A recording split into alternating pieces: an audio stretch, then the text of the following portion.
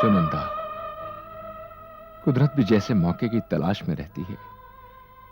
हम चैन की सांस ले भी नहीं पाते कि वो दोबारा हमारी जिंदगी में हलचल कर देती है। हाँ अमर,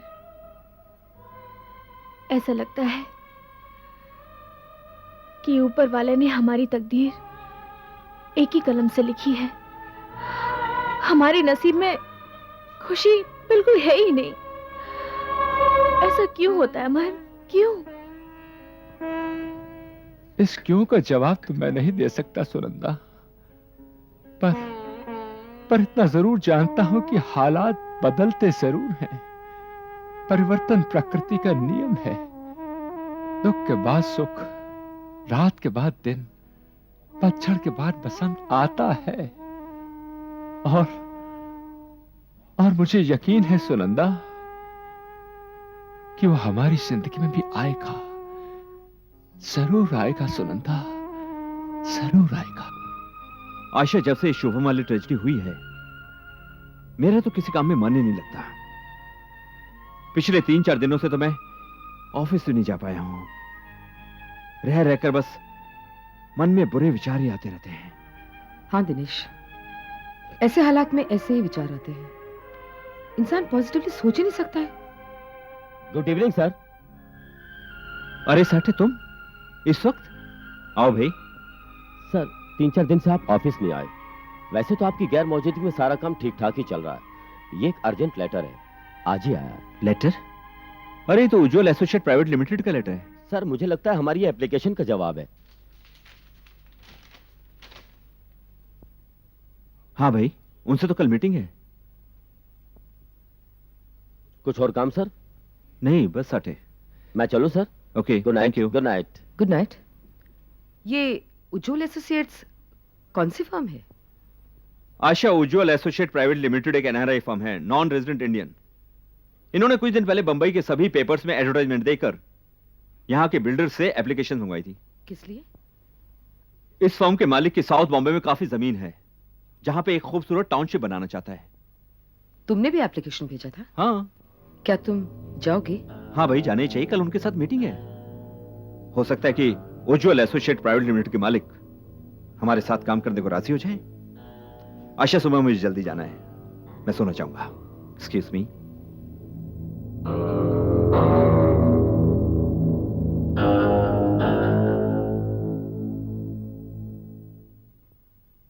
good morning sir. Good morning.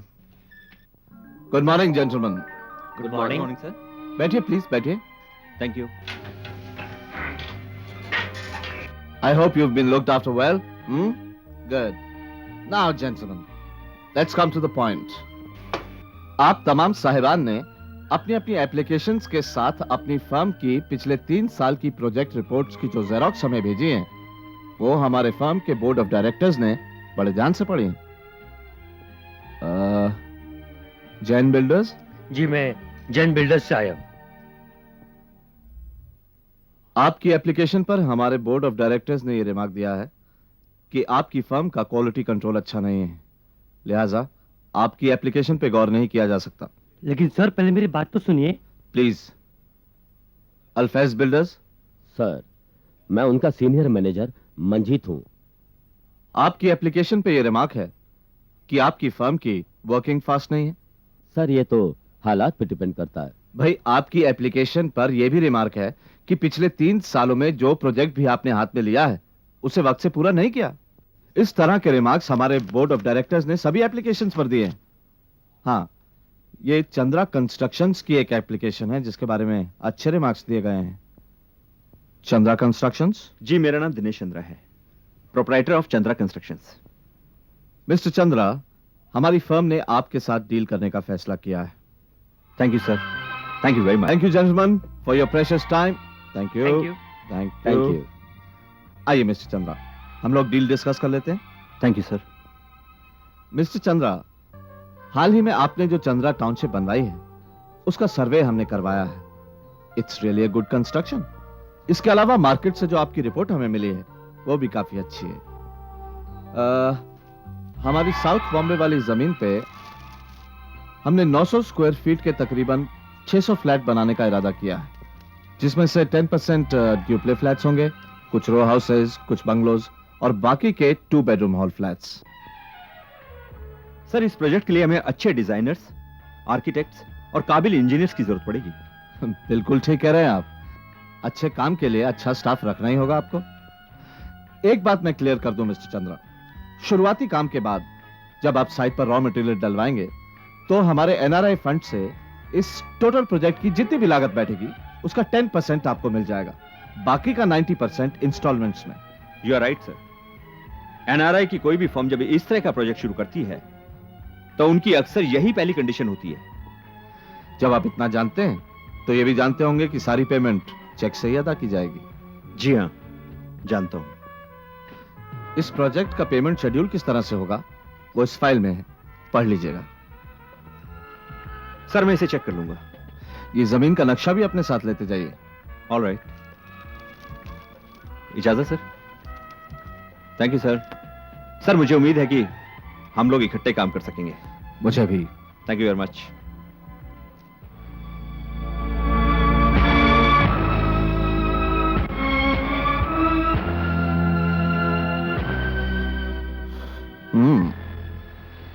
Seems to be a smart businessman. Shubham अब होश में आ चुका है और उसकी हालत पहले से कहीं बेहतर है। अब हम इस पोजीशन में हैं कि उसका दूसरा ऑपरेशन कर सकें। आपसे मिलिए, आप है डॉक्टर संघवी, शहर के मशहूर न्यूरोसर्जन। अब शुभम का ऑपरेशन यही करेंगे। डॉक्टर साहब, इस ऑपरेशन के बाद वो ठीक तो हो जाएगा ना?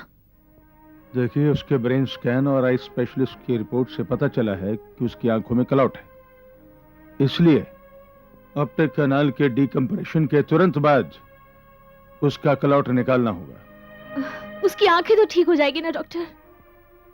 देखिए मिसेस चौधरी, ये तो ऑपरेशन के बाद ही कुछ कहा जा सकेगा। अगर शुभम की आंखों को कुछ हो गया तो उसके साथ साथ हम सब की जिंदगी में भी अंधेरा छा जाएगा डॉक्टर साहब। We will try our best. Have faith in God. Doctor साहब, भगवान पे इसे पूरा भरोसा है, लेकिन मां है ना, इसलिए कभी कभी घबरा जाती है। लेकिन हमें पूरा यकीन है आपके हाथों से शुभम का ऑपरेशन सक्सेसफुल होगा।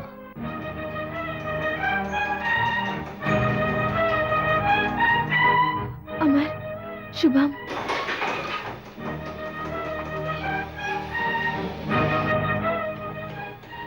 प्लीज एक मिनट। शुभम, शुभम बेटा, तो बिल्कुल मत घबराना, सब ठीक हो जाएगा बेटे। हाँ, सब ठीक हो जाएगा। माँ, तुम ये कहकर मुझे तसल्ली दे रही हो या खुद को दिलासा? बेटे, मैं तो तुझे। माँ, मैं जानता हूँ कि मैं तुम्हारे और पापा के आशीर्वाद से जरूर अच्छा हो जाऊंगा, पर तुम इस तरह घबरा क्यों रही हो माँ? तुम्हारे आंखों में आंसू क्यों हैं? क्या तुम्हें अपने आशीर्वाद और भगवान की कृपा पर विश्वास नहीं है?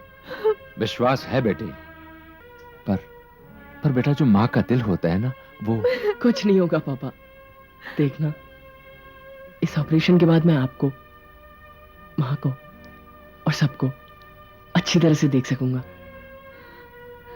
डोंट वरी माँ, you know, God's great, God's really great माँ। हाँ बेटे। Shubham is right Mrs Chaudhary. Okay, see you soon माँ। See you son. चलो।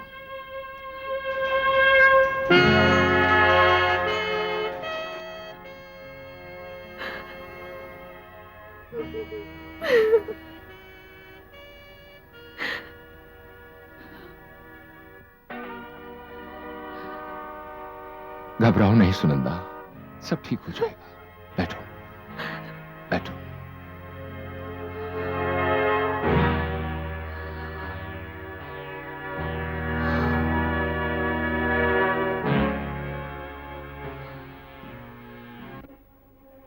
तूने मेरे मासूम बच्चे के साथ इतनी बड़ी अनहोनी होने दी, मेरे जिगर के टुकड़े को मुझसे दूर किया। याद रख, अगर मेरे शुभम को कुछ हुआ ना, तो माँ की ममता तुझे ऐसा श्राप देगी कि संसार में लोग तेरा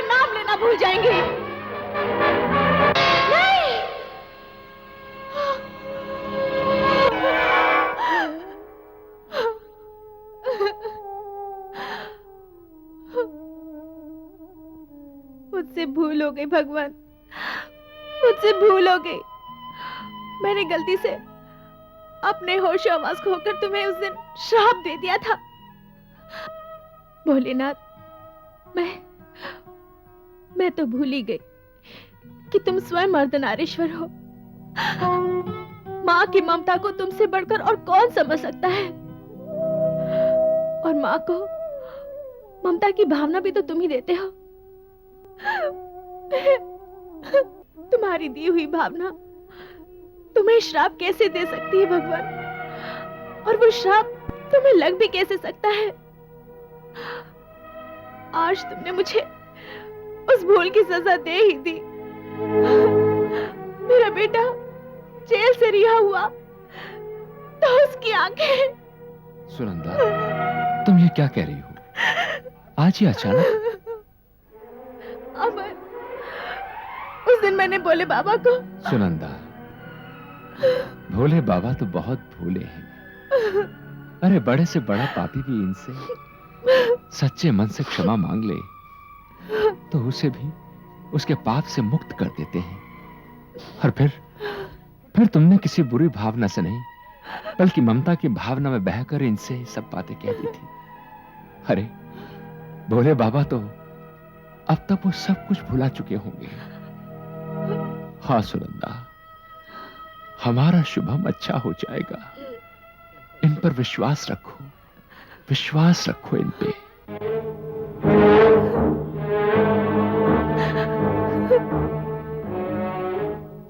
भोलेनाथ के आशीर्वाद से सुनंदा सब ठीक हो जाएगा। डॉक्टर साहब, अब शुभम कैसा है? सॉरी मिस्टर अमर, आपके बेटे की बाईं आंख में विटीरियस हेमरेज हो गया है। एग्जामिनेशन से पता चला है कि डिकम्प्रेशन ऑपरेशन से उसकी आंखों में विजन नहीं आया है, इसलिए थोड़े दिन बाद उसकी दूसरी आंख का भी ऑपरेशन करना पड़ेगा। अगर हेमरेज निकल जाती है तो वो फिर से देख सकेगा, लेकिन अभी उसकी बाईं आंख की रोशनी बिल्कुल जा चुकी है। डॉक्टर साहब, अमर,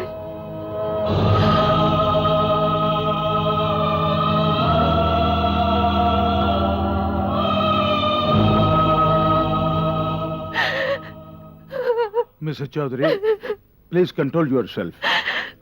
मैं आपके दुख को समझता हूं, लेकिन इस तरह रोने से काम नहीं चलेगा। अमर साहब, बैठिए ना आप।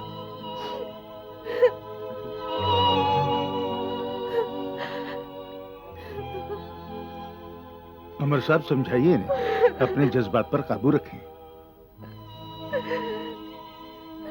डॉक्टर साहब, मां की पगली ममता को तो भगवान भी नहीं समझा सका है, और मैं तो एक अदना सा इंसान हूं, एक बदनसीब बाप जिसका बच्चा हॉस्पिटल में पड़ा। डॉक्टर साहब, आप मेरी आंखें ले लीजिए, पर किसी भी तरह से मेरे बच्चे की आंखें लौटा दीजिए डॉक्टर साहब। हम लोगों की पूरी कोशिश है कि आपका बच्चा बिल्कुल ठीक हो जाए, इसलिए मैंने आई स्पेशलिस्ट डॉक्टर अत्रे को भी बुलवाया है। उनसे भी उसकी आंखें चेक करवाएंगे। एक्चुअली उसकी दाहिनी आंख की रेटिना को भी जबरदस्त चोट लगी है, जिससे उसमें दरार आ गई है। उसका काफी हिस्सा उखड़ गया है, डैमेज हो गया है। डॉक्टर साहब, रेटिना के बाकी हिस्से को तो उखड़ने से बचाया जा सकता है ना? ऑफ कोर्स, अगर रेटिना में आए छेद या दरार का सही वक्त पर सही इलाज हो जाए तो उसके बाकी हिस्से को उखड़ने से बचाया जा सकता है। मगर मिस्टर चौधरी, सही कहूं तो उसका पूरा हिस्सा ही उखड़ चुका है।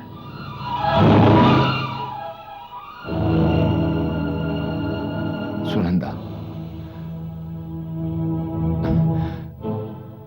डॉक्टर साहब, मैंने किसी मैगजीन में पढ़ा था कि लेजर से रेटिना का इलाज हो सकता है।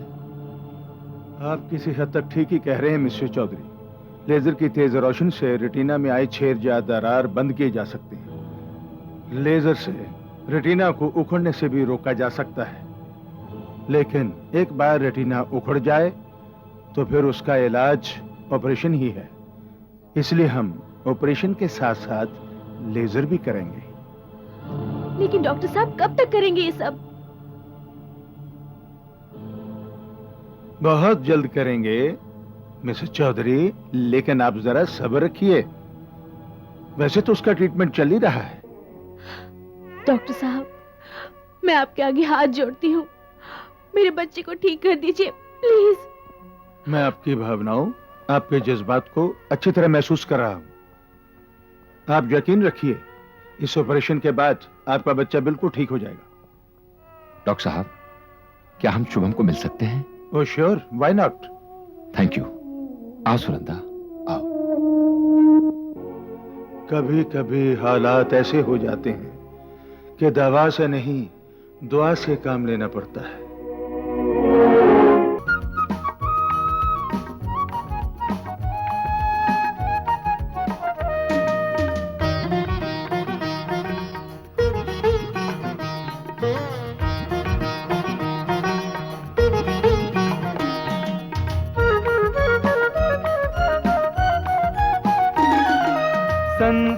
संसार संसार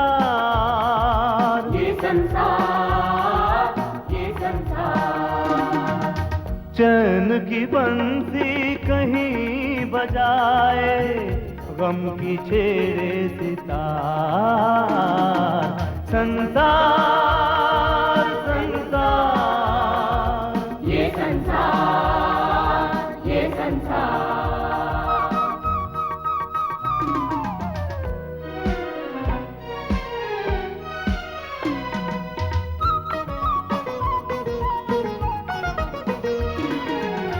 एक पल में कोई आए यहाँ पे, एक पल में कोई जाए यहाँ से।